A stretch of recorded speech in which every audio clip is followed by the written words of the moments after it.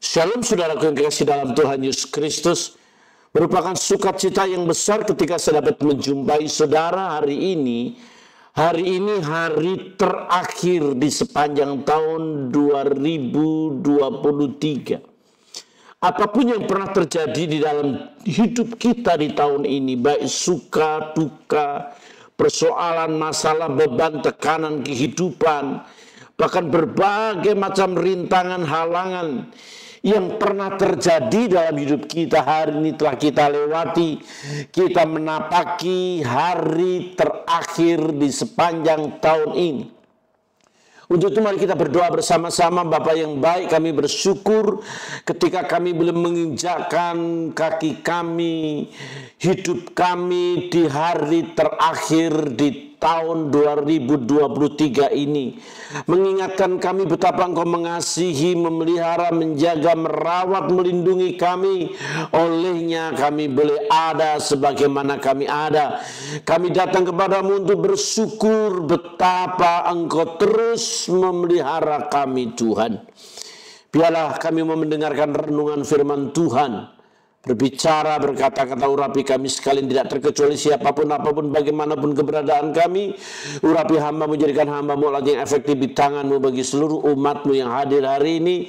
Berbicara, berkata-kata, kami siap mendengar. Dalam nama Yesus kami berdoa, haleluya, amin.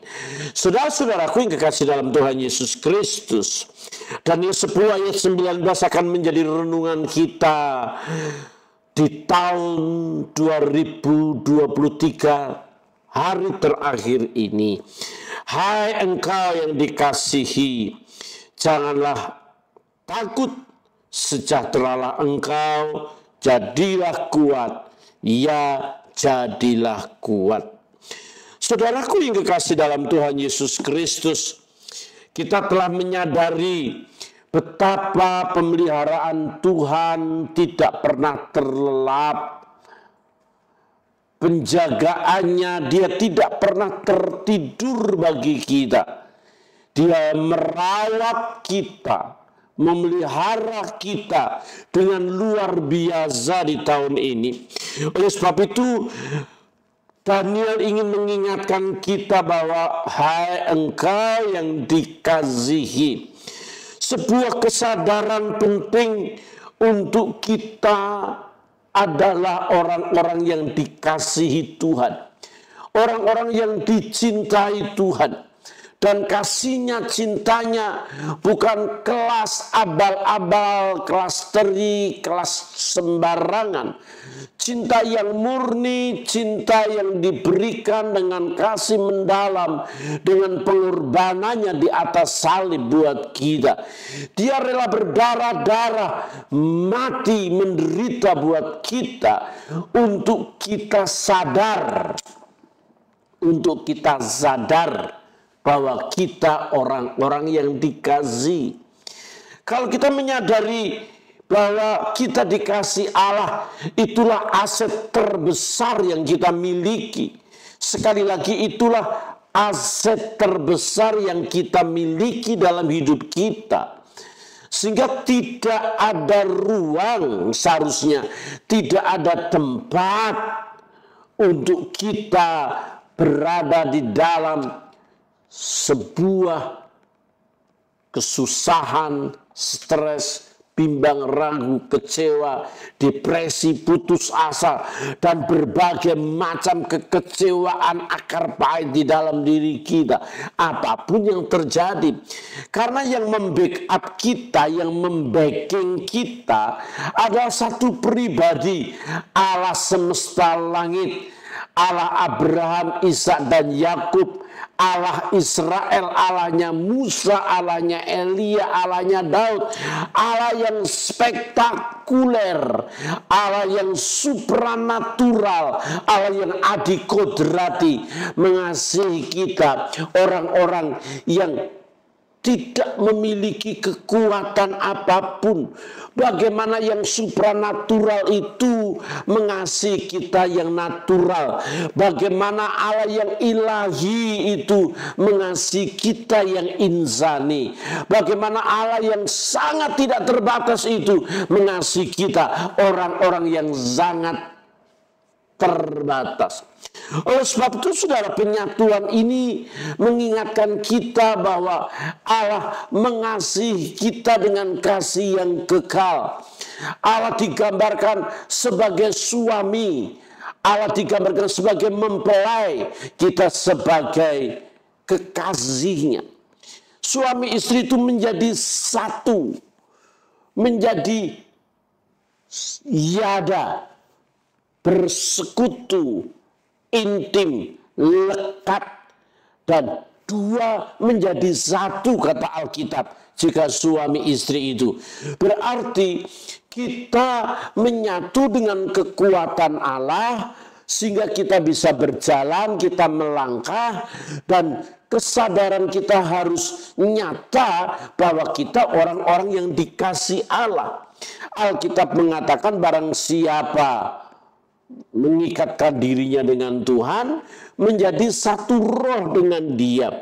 Oleh sebab itu saudara, ketika Musa merasa diri teraniaya, Musa dilecehkan umatnya, bangsa Israel merendahkan Musa, Musa berteriak, Musa berkata kepada Tuhan tentang keputusasaannya menghadapi banyak bangsa Israel, orang-orang di Israel yang mengunderestimate, merendahkan dia.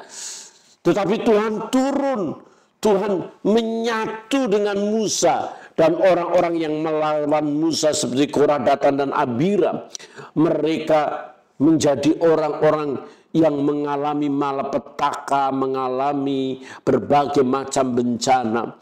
Ketika Allah sudah memilih bangsa Israel menjadi umat pilihan, biji mata kesayangan Tuhan. Ingat, biji mata itu menyatu dengan tubuh. Biji mata itu tidak terpisah dengan tubuh. Biji mata adalah sebuah kesayangan yang tidak bisa dipegang, tidak bisa dijamah. Orang bisa memegang tangan kita, memegang kepala kita, memegang kaki kita, tetapi orang tidak bisa memegang biji mata kita. Itu berarti Tuhan mengasihi kita dengan kasih yang sangat luar biasa. Sehingga ketika Israel tertindas, ketika Israel mengalami aniaya, Tuhan turun langsung. Ketika orang-orang Kristen teraniaya, orang-orang Kristen mengalami penyiksaan yang luar biasa, sehingga Tuhan sendiri harus turun dan berkata kepada Saulus, Saulus, Saulus, mengapa engkau menganiaya aku? Itu berarti bahwa Allah menyatu dengan orang-orang percaya. Dalam bahasa Latin ada satu kata, coincidentia oppositorum. Saya ulang, bahwa coincidentia oppositorum adalah istilah bagaimana Allah yang supranatural itu menyatu dengan yang natural untuk menunjukkan jati dirinya, siapa yang supranatural itu. Jadi kekristenan itu intinya Allah menjadi manusia supaya kemanusiaan Yesus bisa menyatu dengan kita. Maka dia berkata, aku tidak mengatakan kamu sahabat, tidak mengatakan kamu hamba, tetapi sahabat. Ketika Tuhan menjadi sahabat, maka dia akrab dengan kita. Sahabat yang baik adalah sahabat di kala susah, di kala senang. Bahkan orang mengatakan bahwa temanmu temanku, musuhmu musuhku. Itu sahabat yang baik, bukan temanku adalah musuhmu, musuhmu temanku. Itu adalah pengkhianat. Oleh sebab itu saudaraku yang kekasih dalam Tuhan Yesus Kristus, Yesus sendiri menyatakan kita sebagai sahabat. Ketika Yesus mengatakan sebagai sahabat, itu berarti dia sangat mengasihi kita. Dan mengapa Allah itu mau menjadi manusia? Entitas Allah yang roh menjadi entitas Allah yang jasmani.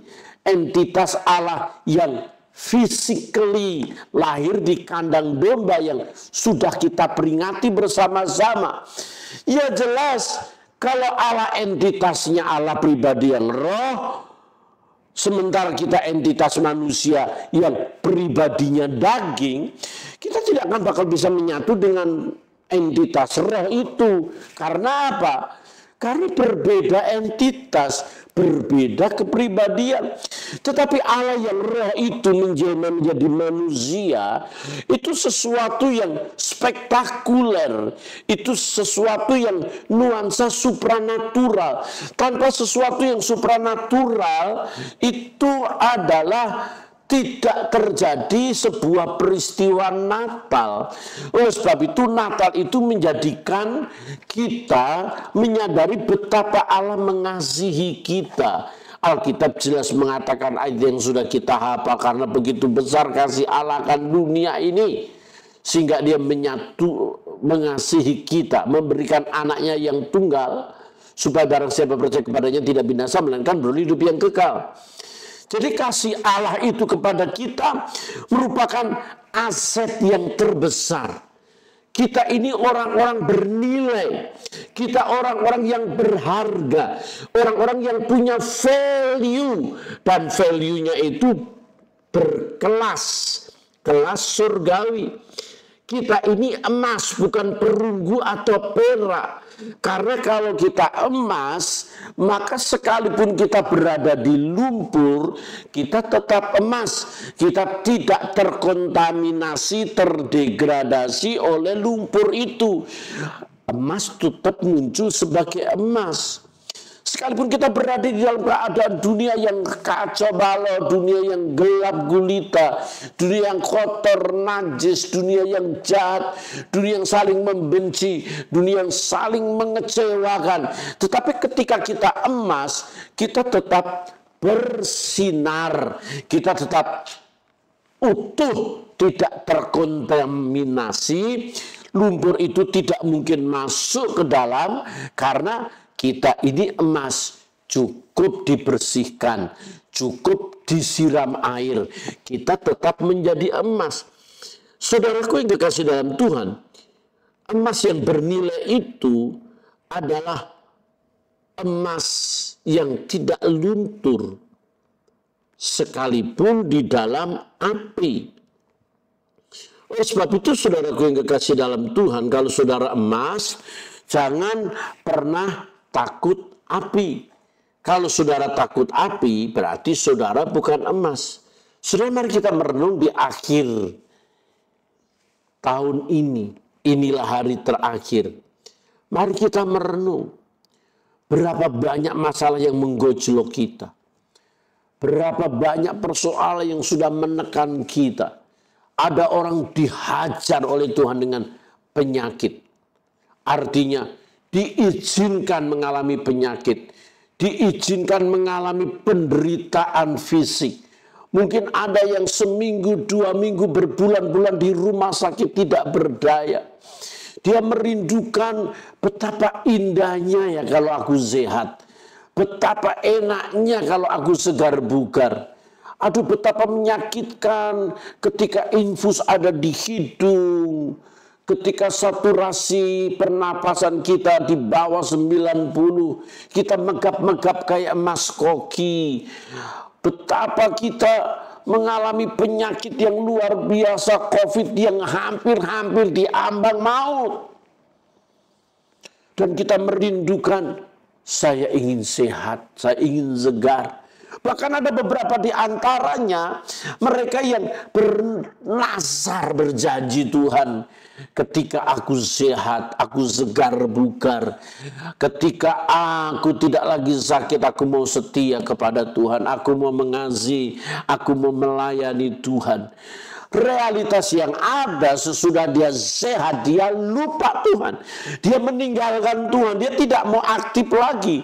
Pokoknya dia mulai sibuk kerja, sibuk kerja.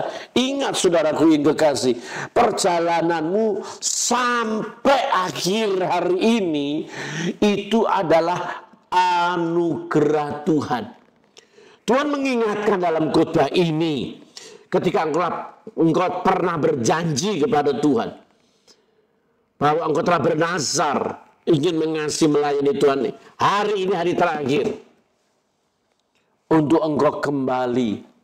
Mungkin ada di antara saudara yang tahun ini dihajar ekonomi, dihajar keuangan, mengalami resesi yang sedemikian rupa, sampai saudara berada di titik nol, titik terendah, bahkan di bawah nol, super bottomless, di bawah nol.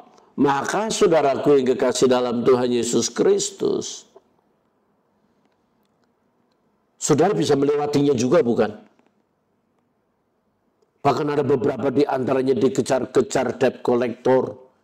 Ada beberapa di antaranya dikejar-kejar pinjol. Siang malam menghindarkan diri dari rumah. Tidak berani mengangkat telepon. Kebimbangan, keraguan, ketakutan sedemikian rupa.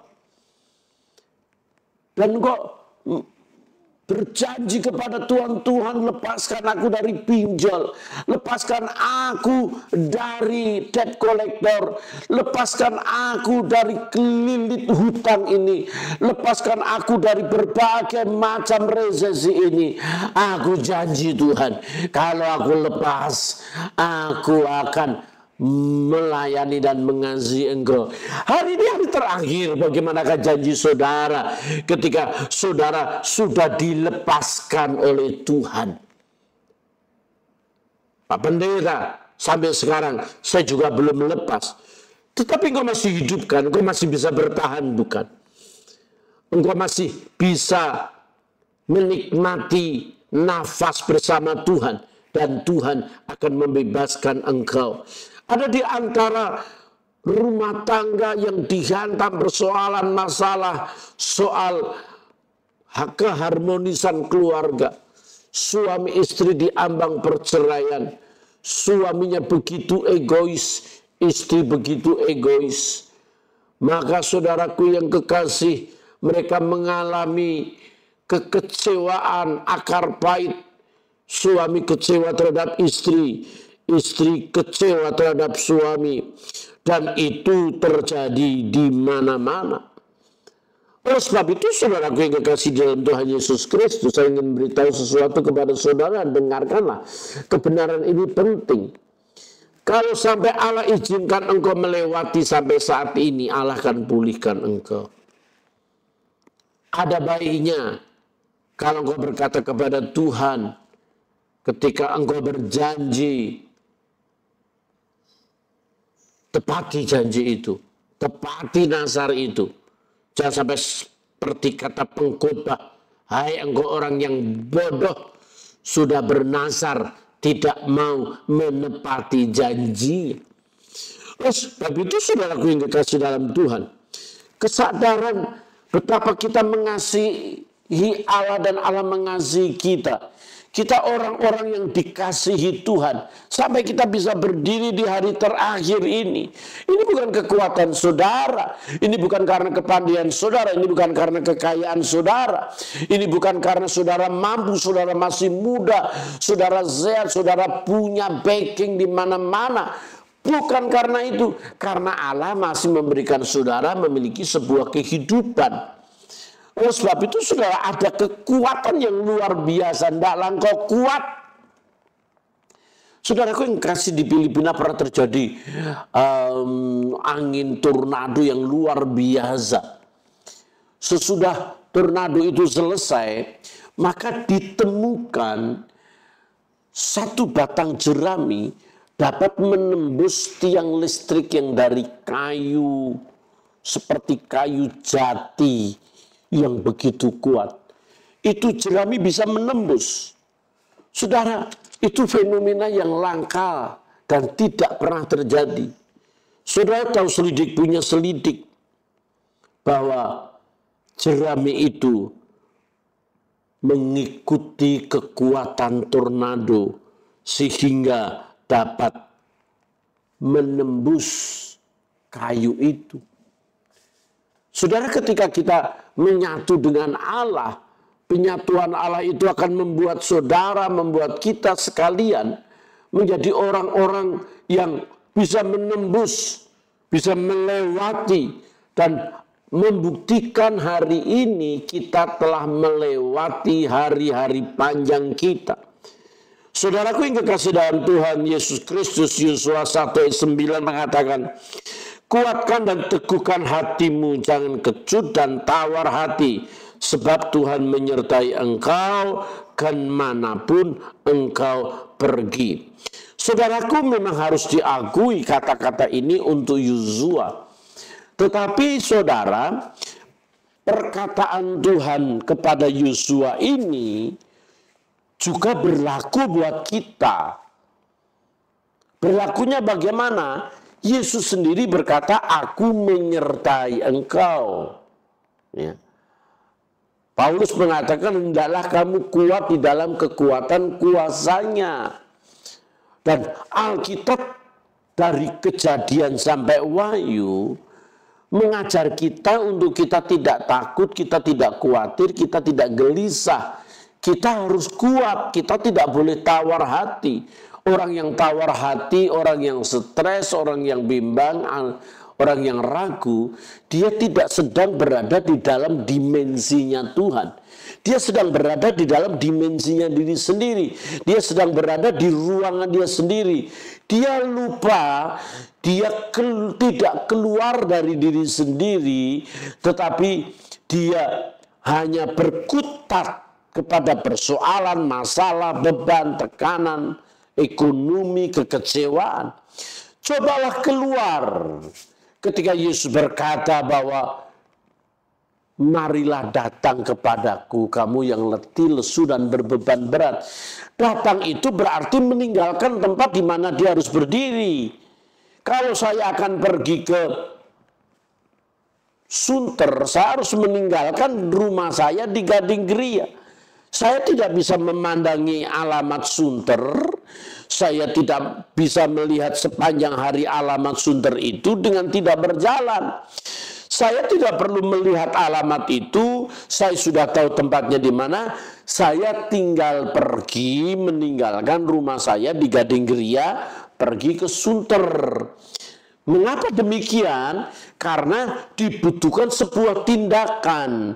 Dibutuhkan sebuah gerakan, meninggalkan diri sendiri. Ketika kita mau menjadi kuat, kita mau menjadi strong, maka kita harus meninggalkan kelemahan, meninggalkan kekecewaan. Jangan berdiri di tempat di mana kita berdiri. Jangan berada di mana kita tetap berada. Tetapi keluarlah dari zona nyaman, keluarlah dari diri sendiri, keluar dari kekecewaan itu. Ada Pak, rasanya idealis banget Pak, tapi nggak realistis. Rasanya itu teori banget, tetapi kebenaran itu mesti harus dipraktekkan. Kebenaran dalam Alkitab itu bukan bahan teori, bukan bahan perdebatan, bukan bahan knowledge.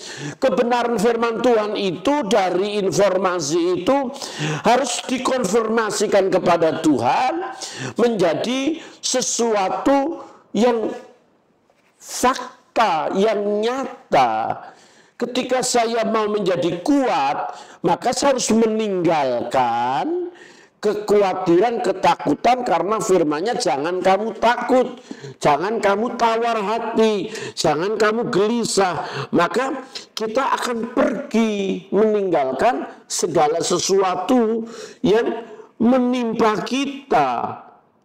Oleh sebab itu belajar kebenaran. Karena Roma 1:16 mengatakan Injil adalah kekuatan Allah. Jadi saudara dengar, kekuatan Allah yang supranatural itu, dia tidak hanya ada di surga sana. Tidak ada 1 juta, 1 miliar kilometer dari kita. Saudara, kekuatan Allah itu ada dalam Alkitab, ada dalam kebenaran, ada di dalam Injil, ada di dalam firman-Nya. Ketika kita menikmati dan menyatu dengan firman, Alkitab berkata dengan jelas, jika kamu tinggal di dalam firman-Ku dan firman-Ku tinggal di dalam kamu, minta apa saja yang kamu kehendaki, maka aku akan memberikannya kepadamu. Saudara-saudaraku yang kekasih dalam Tuhan Yesus Kristus, hari ini hari terakhir kita. Mungkin dalam tahun ini kita mengalami begitu banyak kegagalan, kekecewaan, kita bimbang dan ragu. Karena apa? Kita sedang menyatu dengan diri kita. Kita sedang menyatu dengan masalah kita. Kita sedang menyatu dengan kesombongan kita. Apalagi kita menyatu dengan dosa kita. Tetapi mari kita menyatu dengan kebenaran. Alkitab berkata bahwa firman itu akan keluar. Firman itu firman yang keluar dari mulut Allah akan keluar dan tidak kembali dengan sia-sia. Oleh sebab itu, mari melalui kebenaran firman Tuhan ini kita menyadari bahwa renungan kita, Alkitab berkata, sebuah kesadaran untuk kita dikasihi Tuhan. Dan kita tidak mengalami ketakutan. Dan terakhir, sejahteralah engkau dan jadilah kuat. Saudara, kita menjadi kuat ketika kita menyadari penyatuan kita dengan Tuhan, dengan firman-Nya. Dan kita memiliki damai sejahtera. Damai sejahtera itu shalom. Shalom itu kalau dirinci dalam bahasa Ibrani-nya adalah kita dapat menghancurkan berbagai macam kerusakan dengan tongkat gembala. Jadi kata shalom ini, kata sejahtera ini adalah kalimat yang membuat kita kuat kalau kita mampu untuk mematahkan, menghancurkan segala kerusakan, segala kebobrokan, segala dosa yang mengikat. Dan hal itu membuat kita strong, membuat kita kuat. Oleh sebab itu Alkitab berkata dengan jelas, marilah kita mendekat kepada Allah. Mendekat kepada Allah dan kita melawan iblis. Jangan sekali-kali kita melawan iblis kalau kita tidak dekat Tuhan. Kita seperti anak-anak sekewa akan dihancurkan. Kita tidak memiliki satu kemampuan untuk menghancurkan kuasa kegelapan itu. Karena apa? Karena kita tidak punya tongkat gembala di tangan kita. Kita tidak punya shalom di tangan kita. Oleh sebab itu, ketika kita punya shalom, punya tongkat gembala itu, maka kita menghancurkan segala kekuatan-kekuatan anasir-anasir si jahat yang merusak seluruh kehidupan kita. Karena dosa itu membuat kita lemah, membuat kita tidak berdaya, membuat kita sakit rohani kita. Sehingga ketika kita punya dosa, kita tidak mungkin bisa berdoa. Tapi sebaliknya kalau kita berdoa banyak, maka kita tidak bisa berdosa banyak. Maka mari kita belajar sejahtera, damai, dan keteduhan, ketenangan. Alkitab mencatat dengan jelas bahwa hendaklah kita menjadi tenang. Akhir segala sesuatu, hendaklah kita menjadi tenang supaya kita bisa berdoa. Dan doa itu adalah kekuatan. Doa itu adalah strong yang berasal daripada Allah. Untuk itu saudaraku yang kekasih, akhir renungan kita ini mengingatkan kita kepada Tuhan. Satu, sadari kita orang yang dikasihi Tuhan. Kalau kita sadar orang yang dikasihi Tuhan, kita menyatu dengan Allah, menyatu dengan firman-Nya. Kalau kita menyatu dengan firman-Nya, Tuhan akan membuktikan dirinya yang ada di dalam diri kita.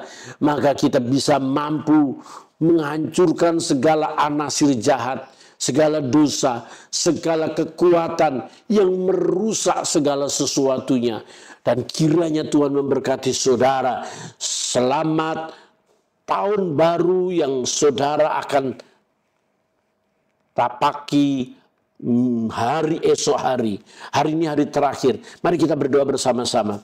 Bapa yang baik, kami bersyukur ketika kami berada di hari terakhir di tahun ini. Ampuni kami kalau tahun ini kami melakukan dosa, kesalahan, kelemahan, kegagalan, kami mengecewakan Tuhan. Ampuni kami kalau kami tidak memperhatikan perasaan hati Tuhan. Ampuni kami kalau kami melukai hati Tuhan. Pandang kami dengan kemurahan dan bukan dengan murka-Mu, sehingga kami menyadari betapa Engkau sangat mengasihi kami, dan itulah aset yang akan kami bawa memasuki tahun 2024. Mari sertai kami. Tahun mendatang kami akan lebih rohani, tahun mendatang kami harus lebih kuat, kami harus lebih excellent. Kami punya roh yang luar biasa seperti Daniel, Sadrak, Mesakh, Abednego. Kami memiliki kemampuan, kekuatan supranatural, spiritual. Kami punya deposit yang luar biasa sehingga kami bisa seperti Yesus. Roh Allah ada padaku dan mengurapi aku untuk berjalan, berbuat, melakukan segala yang terbaik di tahun 2024. Terima kasih Bapa, sertai kami. Setiap anak-anak-Mu yang mendengar firman-Mu, Engkau berkati. Tahun yang akan datang mereka tidak mengalami berbagai macam bencana, mara bahaya, penyakit, kejahatan. Dan Tuhan tetap pelihara hari demi hari. Terima kasih Bapa, kami bersyukur. Dalam nama Yesus kami berdoa, haleluya, amin.